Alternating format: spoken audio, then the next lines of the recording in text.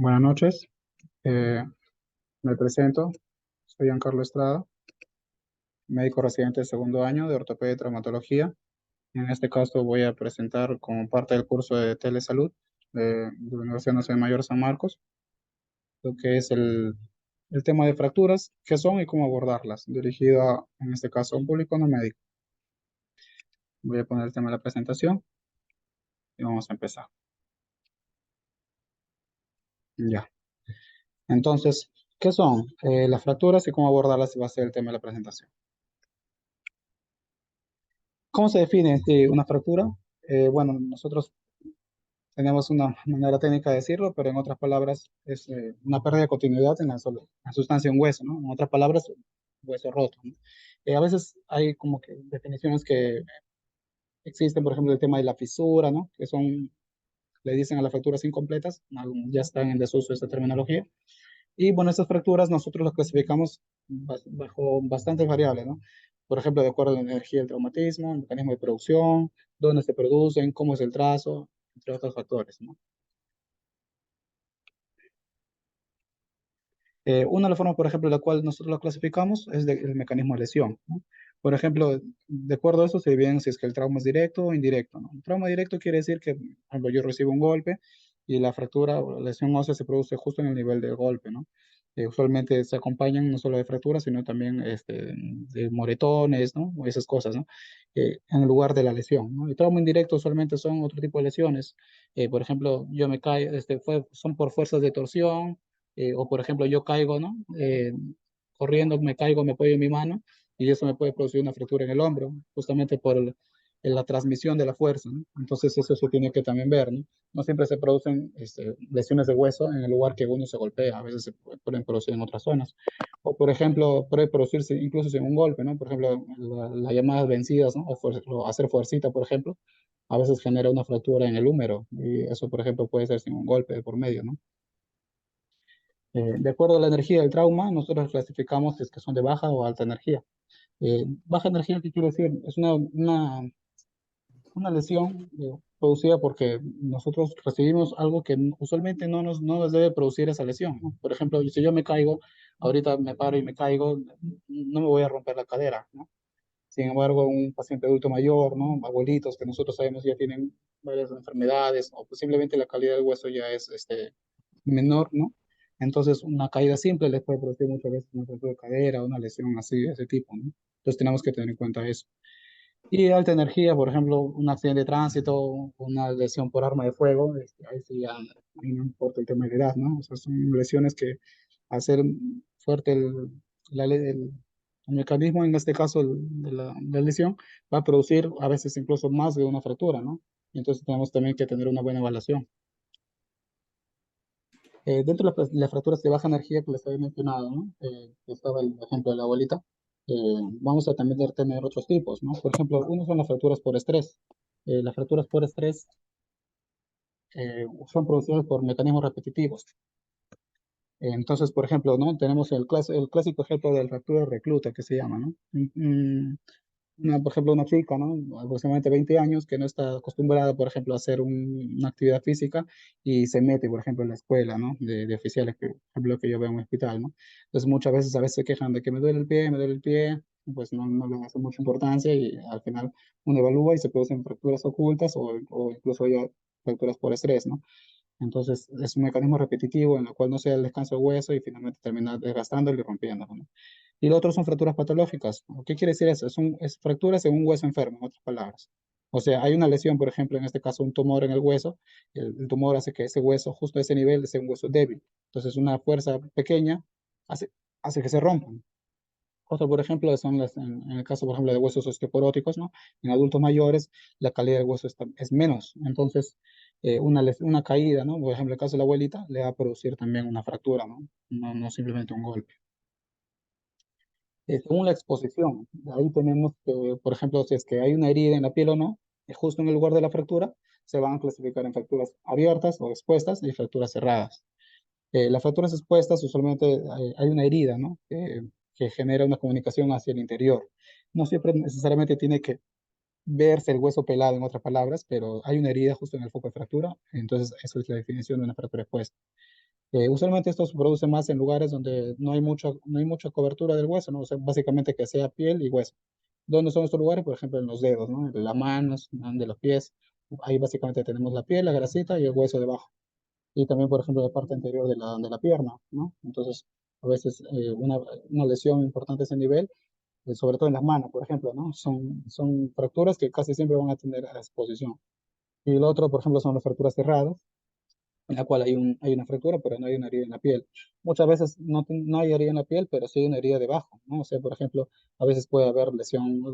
Nosotros le llamamos partes blandas, vemos moretones, vemos incluso que aparecen ampollas o otro tipo de lesiones, ¿no? Entonces también tienen que ser de cuidado, ¿no? Usualmente las fracturas expuestas o abiertas, al tener una herida y que éste comunique a la fractura, ¿no? Un lugar que previamente era un lugar limpio, entonces tiende a haber una exposición y eso es un riesgo, porque, o sea, al haber una herida, eso genera que puede ingresar microorganismos e infectar el hueso. Y un hueso infectado es de lo más peligroso que podemos tener, porque eso genera no solo que pues se infecte el hueso como tal, sino que también que no pegue, en otras palabras, ¿no? Un hueso infectado es un hueso que no va a consolidar, que no va a pegar. Entonces nosotros tenemos que tener un manejo diferente en este tipo de fracturas, justamente para eso las clasificamos así. Esa exposición puede darse de dos formas, ¿no? O sea, puede ser de dentro hacia afuera o puede ser de afuera hacia adentro. De dentro hacia afuera usualmente es porque los fragmentos del hueso, en este caso la fractura, al tener un filo va a generar una lesión en la piel, ¿no? Entonces, este tipo de exposición es una exposición, se podría decir, menos contaminada, porque simplemente es el hueso de dentro que está haciendo lesión en la piel. Es diferente en el caso de una agresión de fuera hacia adentro, ¿no? En la cual, por ejemplo, hay una agresión, hay un golpe de afuera, en la cual va a producir, ¿no? Por ejemplo, si es que es un objeto afilado, contaminado, ¿no? Por ejemplo, con tantos agentes que hay, entonces eso va a producir mayor contaminación, ¿no? Incluso a veces se meten pedazos de ropa, ¿no? O de otro, de tierra, de polvo, ¿no? Entonces es una contaminación aún mayor, ¿no? Que requiere un mayor cuidado, se podría decir que manejo quirúrgico de emergencia.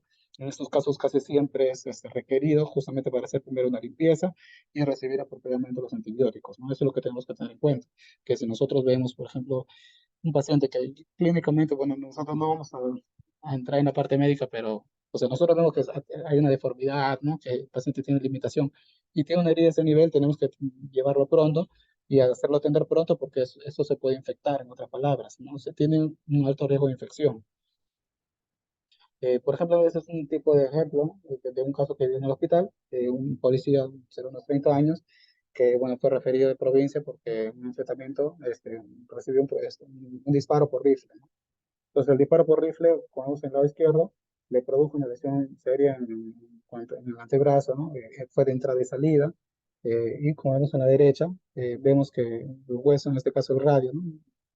Que es el hueso largo que se ve que está hecho pedacitos, eh, tuvo una lesión, en este caso de múltiples fragmentos. Gracias a Dios no fue en la parte articular, pero de todas maneras ha generado una lesión de parte blanda importante. Si no me equivoco, en este caso también hubo, por ejemplo, un compromiso de la arteria y del nervio radial. Entonces, a veces este tipo de lesiones, cuando son fracturas expuestas, a veces también comprometen no solo el hueso, sino el tema de los tejidos blandos que le llamamos. Nosotros también clasificamos las fracturas según su localización. Por ejemplo, si es que es un hueso largo, ¿no? Como el fémur, la tibia, ¿no? El húmero. Si es que es en mitad del hueso o si es que es en la parte articular. Usualmente las fracturas articulares, por ejemplo, como se ve en el lado derecho, hay el número uno que dice es la articulación del fémur con la tibia, en el caso de la rodilla, ¿no? Entonces, si es que las fracturas son en la parte articular o, por ejemplo, en la parte del dedo, ¿no? Cuando son en la base de la falange, ¿no? Esas fracturas son de peor pronóstico, se podría decir, puesto que también compromete muchas veces el cartílago articular. Son fracturas que por más que uno le dé un manejo quirúrgico adecuado, apropiado, igual se tiende a tener un mal pronóstico, entonces tenemos que tener eso en consideración. Por ejemplo, en la figura de la izquierda, en donde dice CBF, en el lado del B, por ejemplo, eso es un fémur, y lo que tenemos ahí es un ejemplo de fractura de cadera. Y en el tipo B, por ejemplo, es la fractura de cadera en el cuello.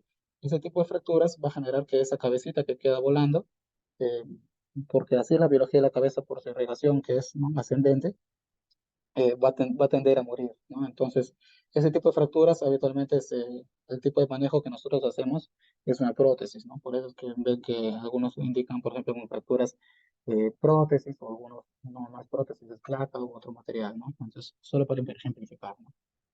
Otro tipo de lesiones que pueden producir fracturas, por ejemplo, las fracturas impactadas, justo a propósito de lo que están mencionando en la fractura de cadera, a veces no se ve como se ve en la radiografía, ¿no? Si yo veo un hueso separado del otro, eso cualquiera va a reconocer que es una fractura, ¿no? A veces requiere un ojo más entrenado, ya usualmente por el especialista, para yo darme cuenta de que tiene una fractura, ¿no? Porque nosotros tenemos, lo sabemos bien cómo es la forma normal del hueso y a veces estas se impactan simplemente, es como que un hueso se estrella contra su misma sustancia y eso genera de todas maneras una fractura y muchas veces igual se tiene que tratar como tal.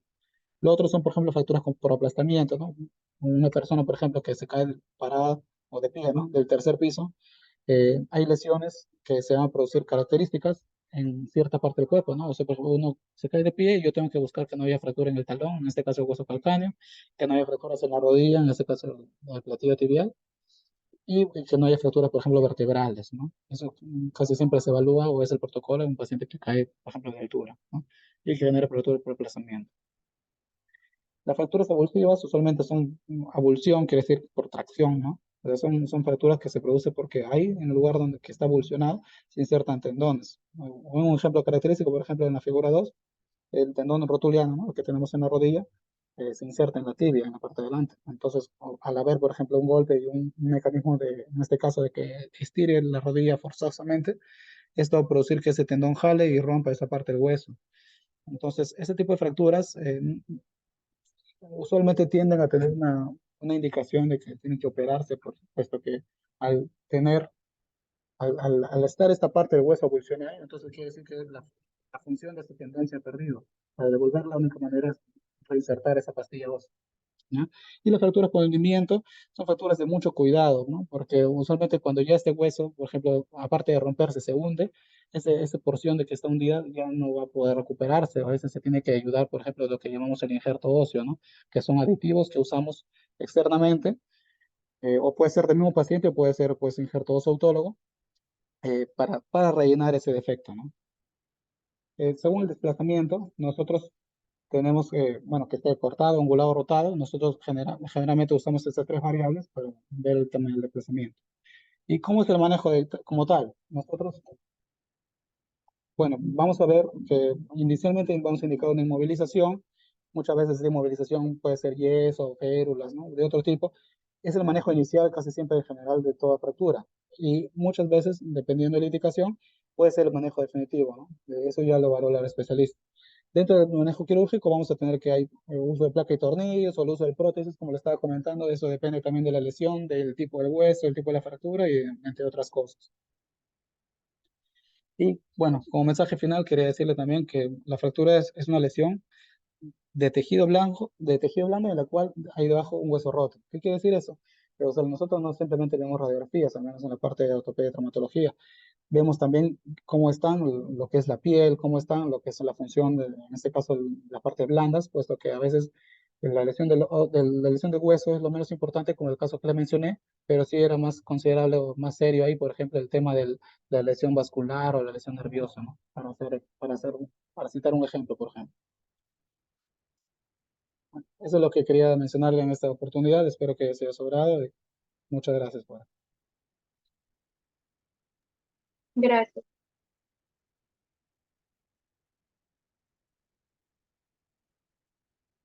por